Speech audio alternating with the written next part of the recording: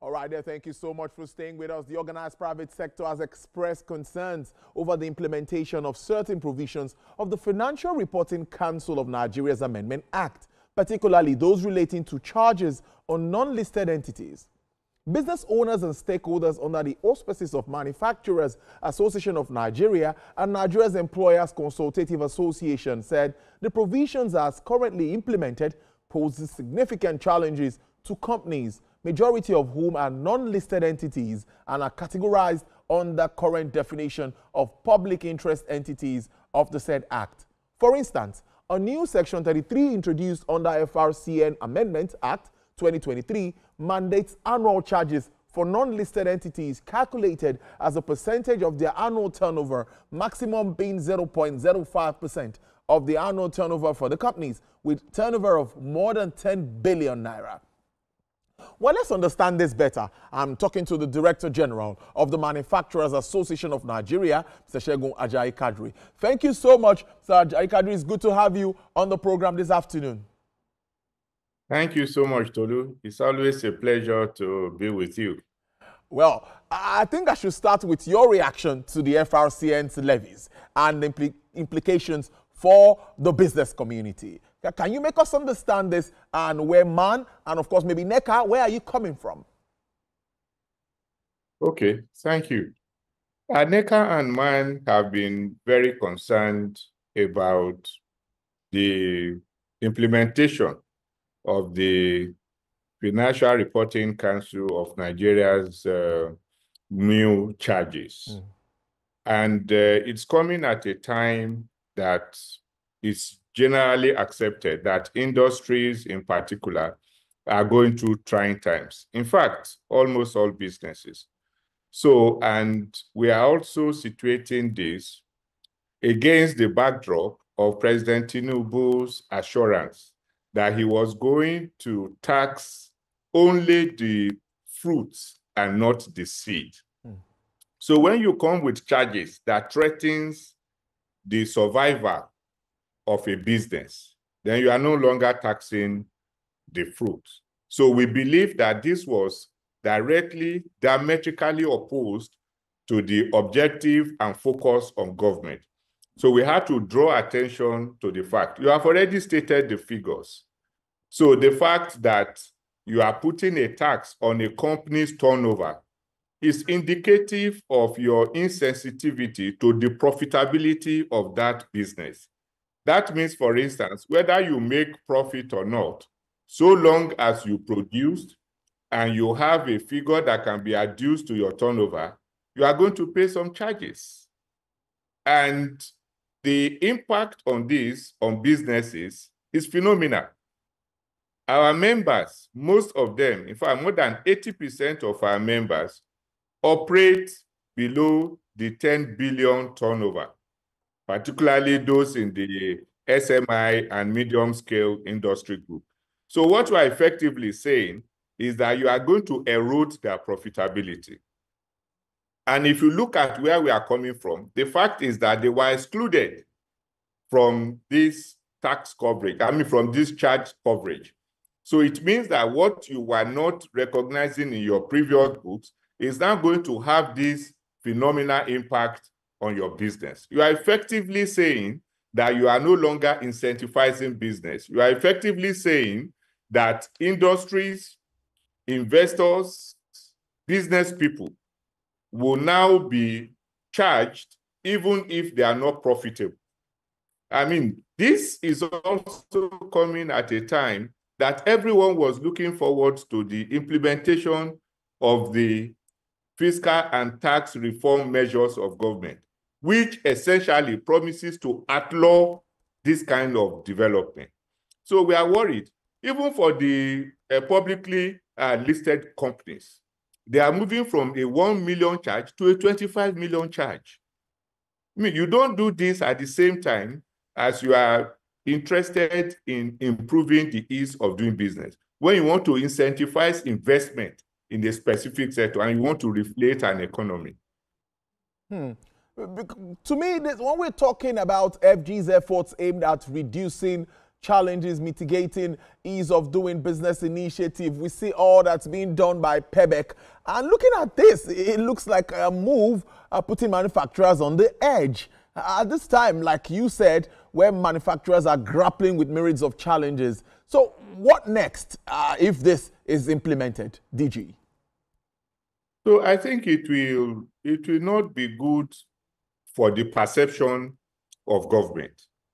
It will put a question mark on the sincerity of government in advancing the cause of business, in improving the cause of business. And just to move your mind away from this slightly, you will see that it is coming at a time that we are confronted with the possibility of a 15% increase in port charges across the board.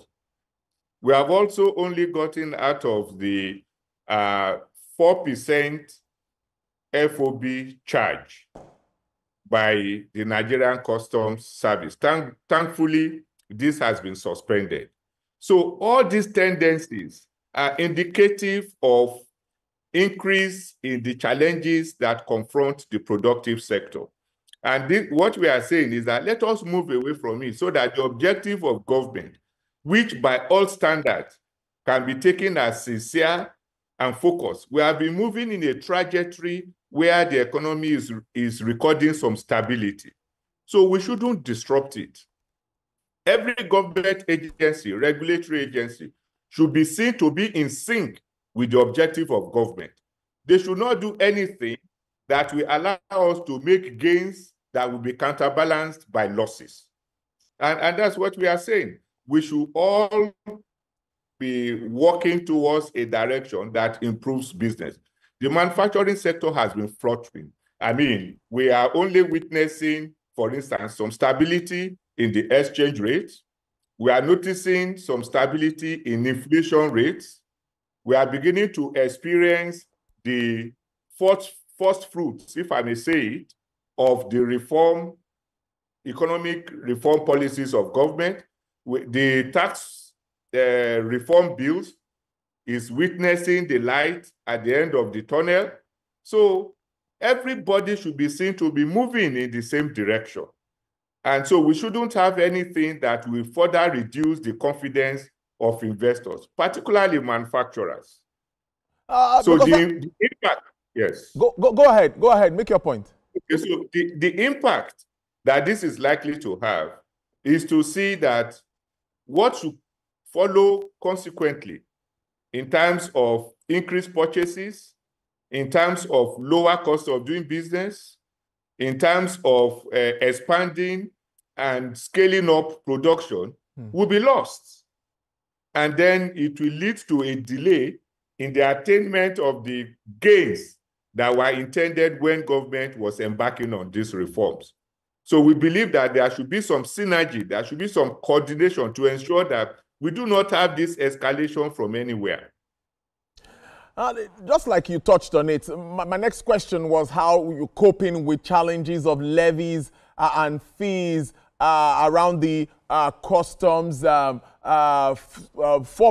FOB, just like you mentioned, and of course the NPA 15% increase in tariff, and now we're talking about FRCN tariffs. Now, we talk of trade facilitation, and on the other side, we have all of this coming on the other side of it. How really are government agencies helping government to facilitate trade if all of this keeps happening?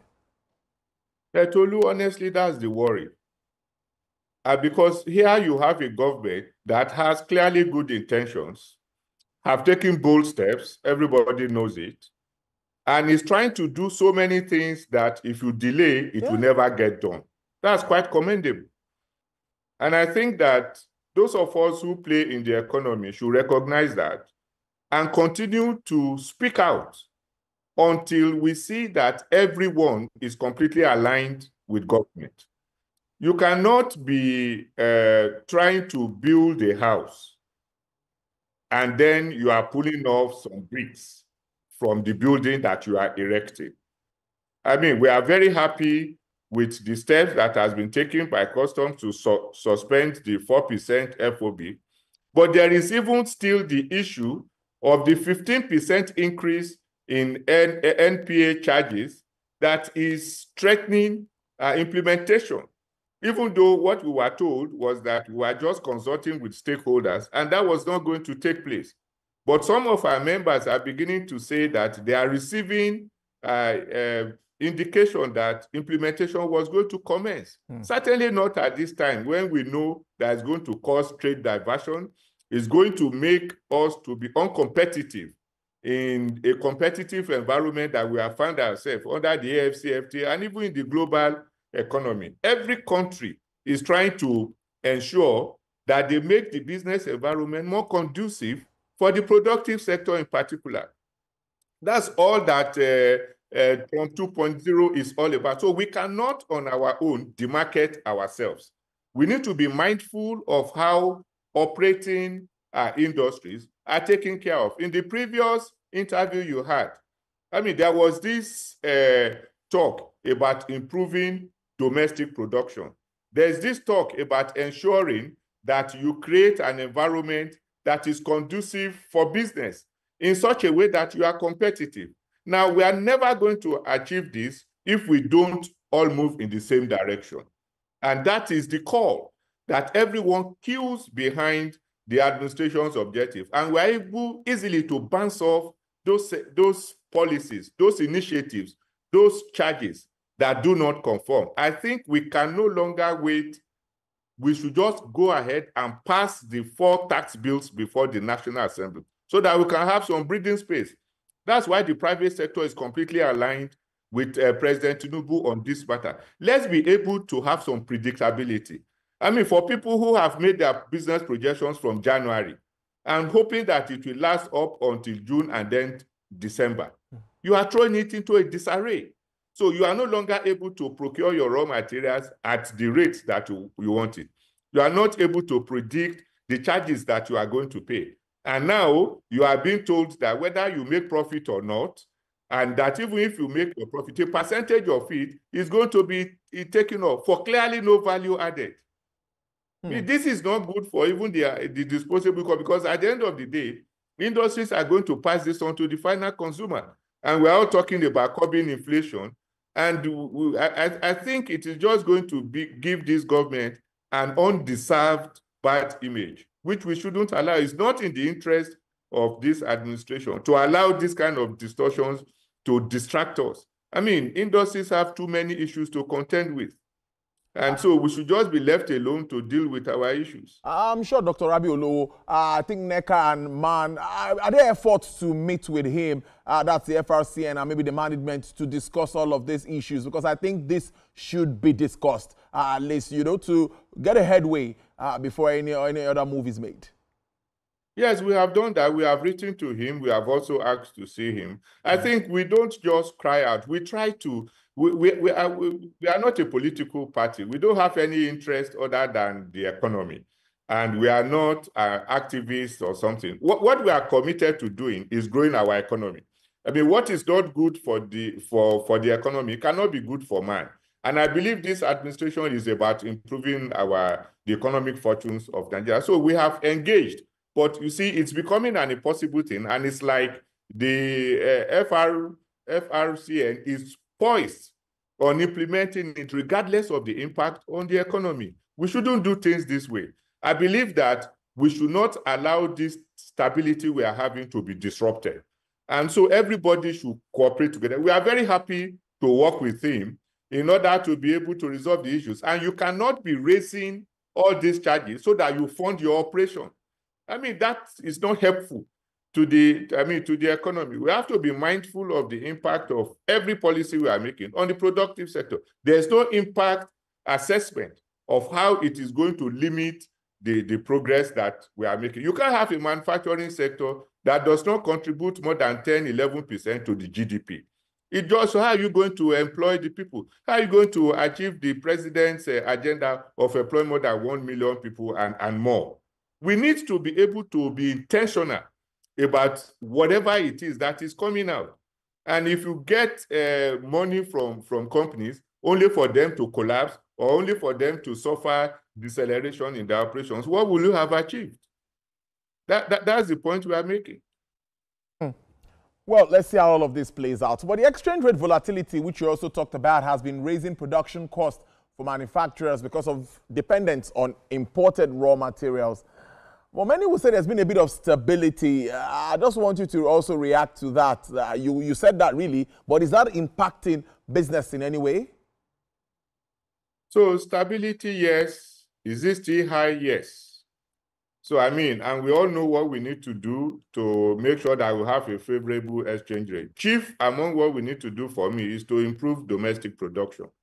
Once what you need and what you use is sold in another country's currency, you have little control over how much you spend. And we should also do quite a number of things, which I believe that the government is focusing on. But for us, that you have it in a way that you can predict brings some form of comfort. So you are able to know, even though it is still high, it is stable and not escalating. I believe that is a first step. The next step we'll be expecting is that it continues to, it starts to come down. I mean, which will be when we'll be able to have more room for us to be able to operate, to be able to bring in our raw materials that are not available locally, replace our obsolete machines, and then procure the spares that will be needed. So it is actually a positive thing that we are witnessing some stability, even though it's still high. And we can still do more.